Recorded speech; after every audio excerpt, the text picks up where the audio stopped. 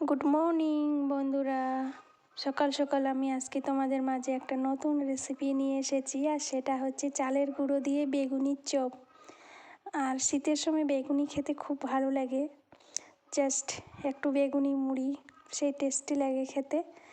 আর আমি এখানে নিয়ে নিয়েছি বেসন, লবণ, হলুদের গুঁড়ো আর চালের গুঁড়ো দিয়ে আমি আজকে বেগুনিটা করব। আর চালের গুঁড়ো অ্যাড করার জন্য এখানে মেন ইনগ্রিডিয়েন্টস হচ্ছে চালের গুঁড়ো। আর চালের গুঁড়োটা অ্যাড করার জন্য বেগুনিটা খেতে অসম্ভব টেস্টি লাগে। আপনারাও এইভাবে বাড়িতে প্লিজ রান্না করে খাবেন, খুব ভালো লাগে। মানে বেগুনিতে বেসন দিয়ে করলে একটা আলাদা টেস্টি, আর মানে কেমন একটা স্মেল আসে, একটা দুইটা খেলে আর খেতে ইচ্ছা করে না। কিন্তু আপনারা যখন চালের গুঁড়ো দিয়ে সেটা করবেন, আপনাদের খুব খুব ভালো লাগবে, মনে হচ্ছে সবগুলোই খেয়ে নিই।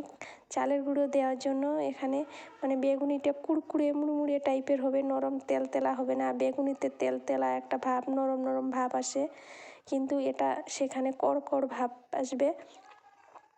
আর এখানে আমি কোনো খাওয়ার সোডা ইউজ করব না, খাওয়ার সোডা খাওয়া ভালো না বন্ধুরা।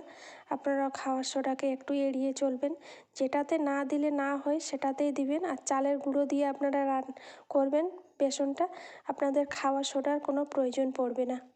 আর দেখুন এখানে আমার তেলটা গরম হয়ে গেছে, আর এখন আমি এখানে বেগুনিগুলো সব এক এক করে বসিয়ে দেবো। বসিয়ে দিয়ে আমি সেটা ভেজে নেব। আর কে কোথা থেকে দেখছেন বন্ধুরা, লাইক করেন, কমেন্ট করেন, সাবস্ক্রাইব করেন। আর আমার পাশে থাকার জন্য আপনাদের অনেক অনেক ধন্যবাদ।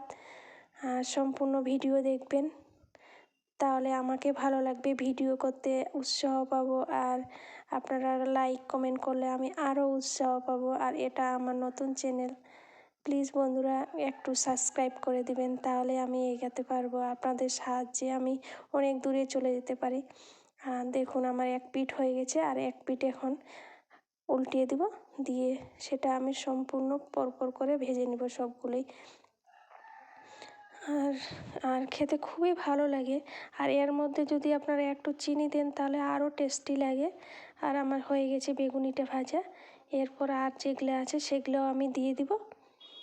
আর প্লিজ বন্ধুরা সাবস্ক্রাইব করে দিবেন।